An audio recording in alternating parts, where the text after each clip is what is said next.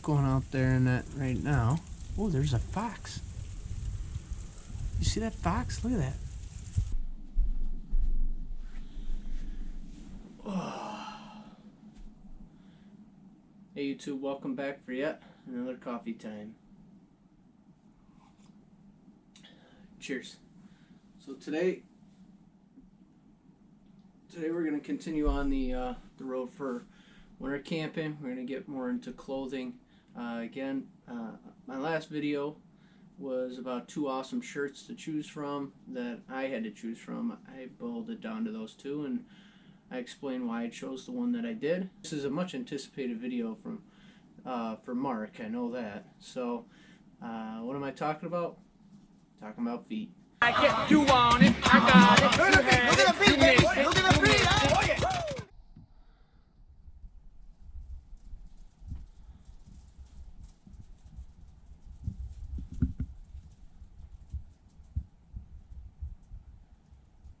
First thing we're going to cover here are these boots. Your typical Keen boot, they are not insulated. They are waterproof. They're Keen dry. What you're looking for when you pick a winter boot to go camping in or hiking in or whatever you're going to do outside, is you got to know, first of all, are you going to be below 0 or above 0? If you're going to be above 0, do not get insulated boots. They're just too warm. You're just going to sweat in them. You might as well just bring some extra socks. Kind of do a layering system. You don't want too much warmth in one particular part of your layering system. So with boots, no different. I do not wear insulated boots down to 0 degrees. What I do is I stack socks, and we'll go over that in a little bit.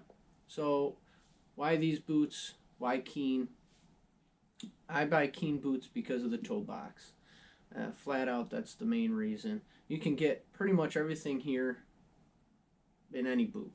However, I like the Keens because that toe box is bigger, and what that does is it allows me to have multiple layers of socks in there and not fill this up. And you don't want constriction. That's what a big common misconception, something people don't understand about feet warmth is if you layer too much or have too tight of footwear, you squeeze them too tight when you lace them up, you do whatever you're going to do, your feet are going to be cold. They just need that blood flow. It's really the best way to keep your feet warm is by having good blood flow. And there are boots out there that are really engineered just for that purpose, and we'll go over that a little later. So what you're trying to find is a boot that's going to have a leather. I like the leather on the top because I can reapply these and get them to stay waterproof as long as I can. You're also looking for a rubber on the bottom. This is a typical boot that I think anybody would have. I do add gaiters, and I wear full-length gaiters. They come down, they hook down here somewhere, and they kind of cover this whole section, makes that completely waterproof. So all I'm worried about is this toe box, whether or not that's going to get cold. Down here on the bottom, once these start to wear out, and you'll see bends from where your foot just repeatedly bends like this, you're going to see these eventually give way somewhere in this section. And when it does, your feet are going to get soaked. They're not going to be insulating at all. So that is really the biggest thing that I check before I go out there is, are these about to give out? I've had Keen boots give out on me while at work. I have not had them give out while backpacking, so that's good. But they are not foolproof. I put boots through their paces every day, and I can tell you Keen hold up very well, but I don't get more than 1.5 years out of these. What are some alternatives to a boot like that? First thing that I would say a lot of people buy that I have not bought, and I don't know if I'll try it or not, I may, is wearing muck boots. They don't really lace up or anything like that, but muck boots are extremely warm, super waterproof, and you shouldn't have any problems there. But if you're going to be hiking long distance, might not be the best option. One of my friends on my last adventure did wear muck boots and felt relatively good hiking in them. But he also had cold feet later on at night. I think that it's a viable option, so you might want to check out muck boots.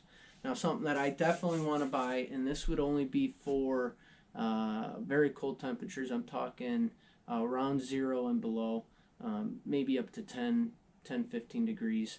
But if it's going to peak anywhere above 20 degrees, wouldn't wear these. And those are mucklucks. Mucklucks are basically what they are is completely breathable. There's no waterproofing on them. And the top half is going to be all like a canvas material or something like that that's breathable, will protect you from the wind and whatnot, but it's not waterproof in the slightest. However, the bottom will have some sort of good liner down here for grip, and it'll have protecting maybe a leather or something like that down here, and then it's lined with a boot liner that can be removed and put back in. There are many advantages to mucklucks. One being breathability. Your feet, you don't have to worry about moisture. Your feet are going to sweat, but they're going to be able to get rid of that moisture relatively easy. So if you're worried about exterior moisture, then you can't wear mucklucks. It's just not going to be a good time for you. But if you're not, that's an option, and it's a very good option. Your feet have extremely good breathability, movability. Your blood flow will be a lot better, and you will stay warm. They are extremely, extremely comfortable, and you can snowshoe in them. That's what I say about boots. Oh man. So it's boots. Let's get into the real warmth and what really matters when it comes down to keeping your feet warm, and that's what I'm going over next. And those are socks. So I've got 3 socks to go over. The first one being a liner sock. So these socks from REI, they're a synthetic sock. There's absolutely nothing particularly special about these other than they are extremely thin. These are not just a regular thin sock. They are a liner sock. I do not wear a lightweight sock and then layer that with another sock. I wear specifically a liner sock, and there's a couple reasons for that. A, I am not trying to keep this layer for warmth. There's nothing about warmth in this layer. This layer has one objective, and that is to take the sweat from me hiking and move it to the next layer. I want that moisture off my feet. If you have wet feet, you have cold feet. And what I do is I throw these on first, and that moisture will build up and immediately get soaked in and either evaporate away, or it's going to go directly into my next layer, which is a merino wool layer. So these are darn tough socks. Darn tough socks are the best socks, in my opinion, for merino wool. They come with a lifetime guarantee. You get a hole in one of these, you send it back. You do have to pay shipping, so it comes out to like $5 or something like that for a new pair of socks. Some advantages to having these darn tough socks, and why I choose merino wool is just a great feel, and they are durable. I tell you what, you can put these by the fire with your bare sock on there, and they get warm, and they heat right up and dry right out, and you don't even have to worry about the fire. They're not a synthetic sock. Biggest benefit that I can see in these is that they don't stink. I can wear these and just have 2 pair and cycle between hiking sock and camp sock and wear them for 2-3 days at a time, and they just don't stink. This combo is what I hike in.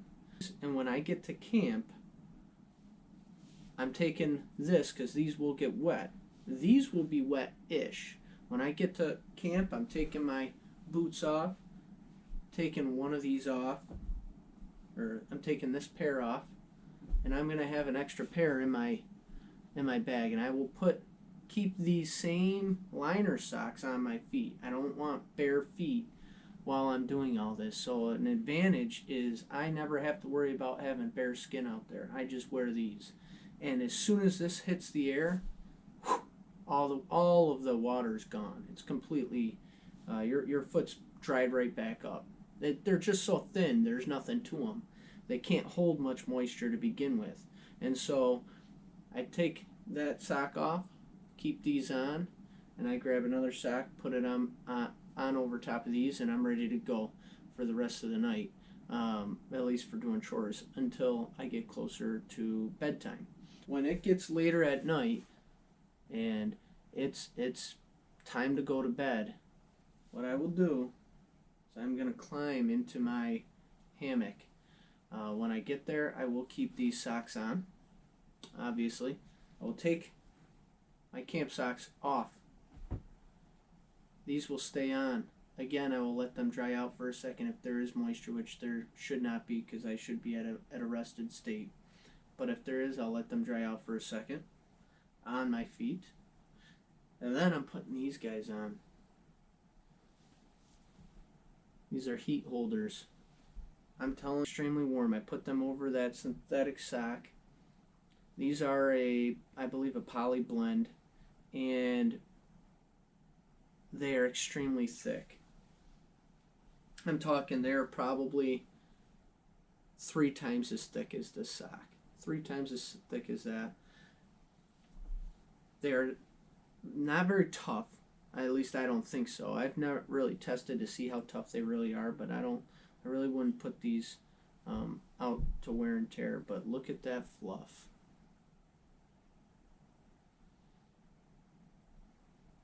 The sock is super loose, so it doesn't compress these fibers at all. You can layer on. You can put another sock under here without a problem, and it will just kind of puff out. They're not restrictive at all. And so without that restriction, and you have this here, all this gets super warm because the air gets stuck in there. And when your foot heats the air that's in here, and that air is trapped in there, it creates a barrier between you and whatever else is out there. This setup right here is good down to 0 without a problem. I can put my feet in my hammock, my toe box, down to 0. Not a problem. I know a lot of people that when they sleep they get cold feet. Opt for something like this. I have the Cabanistes, and the reason why I like these are only 50 bucks at REI. You can get down booties all the way up to 120 bucks easy. You can spend a lot of money on them. I've yet to have cold feet. Anytime I've been out, no cold feet. And these are robust. They've got a nice grip on the bottom. This is a nylon bottom with a 3/4 inch foam pad in there. And it's got a poly beads on the bottom for grip. And when I get to camp, once we're done with the chopping wood and really setting up camp and doing all the real work, put my feet in this. And the rest of the night I walk around in these. As long as it's not wet out, I walk around in these and they feel excellent on you. And they're just cheaper, and they are warm. They are made in China with duck 60-40 duck to goose down ratio. It's not very, it might not be the best, but they weigh about 11 ounces, and I can wear these down to 0 and never even notice my feet getting cold. And usually at that time I'm by the fire anyway, and I will take these off. I don't wear them while I'm sleeping, and I will put my feet back in them when I have to use the facilities that night. Love these. I do plan on upgrading these. I plan on upgrading them in the future at some point when I have extra money, and it's just something nice to do for myself, maybe as a present. That I would look into are the cottage industry. I'm a big fan of the cottage industry, and so I would suggest looking at Goose Feet. Ben is his name. He makes a whole bunch of down goodies for you, down pants, down pillows, a balaclava, but he got started with these Goose Feet, and I think it's $9.50 down. Either way, it's either $8.50 or $9.50 down. It's much better quality. The advantage is to upgrading is this is all one boot. His boot is actually two parts. It is a sock, a down sock, and then an over boot that goes over it. And that over boot you just leave for when you're going to go out, use the facilities, do whatever you're going to do around camp. And the down sock you wear to bed.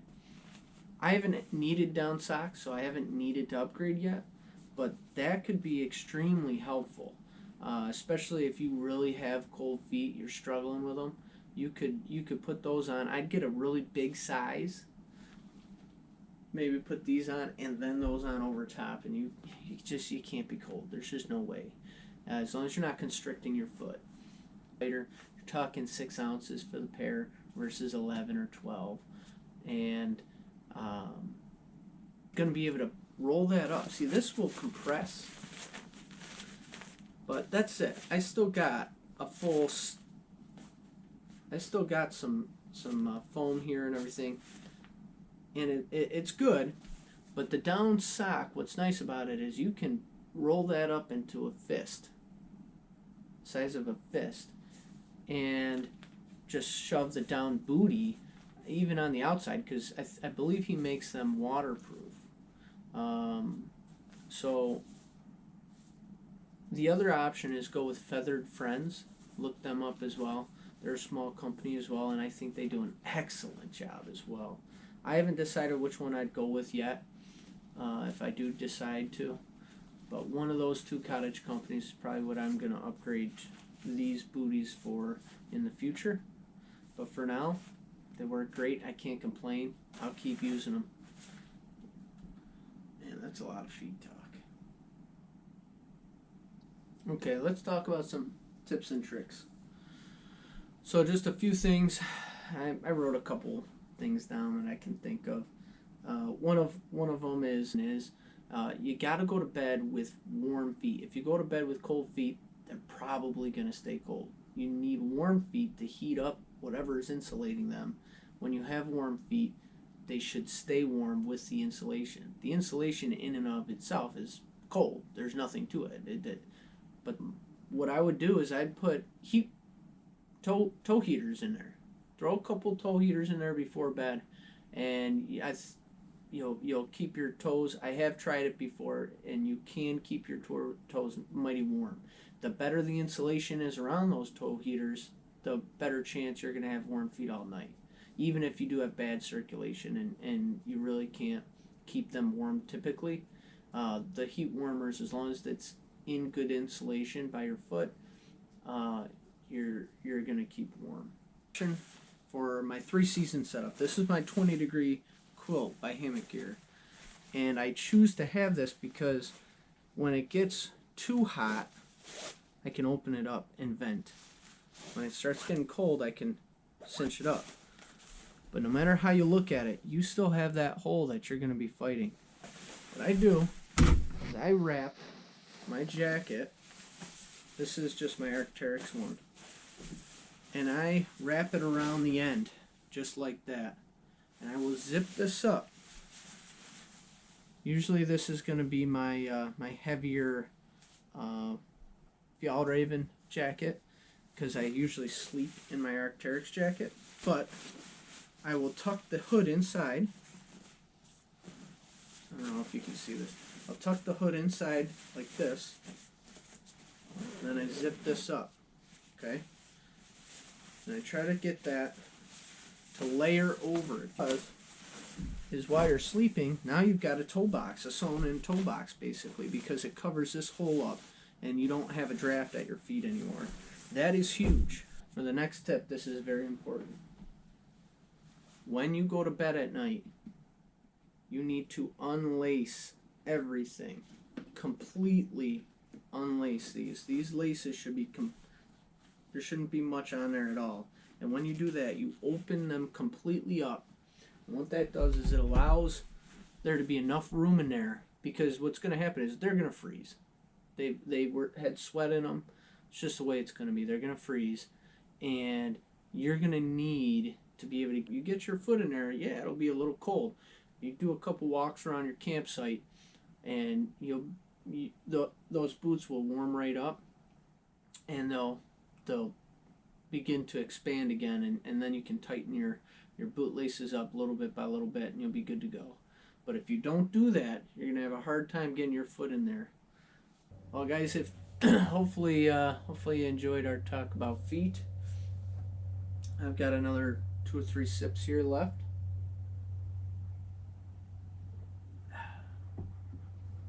Till next time, see you out there.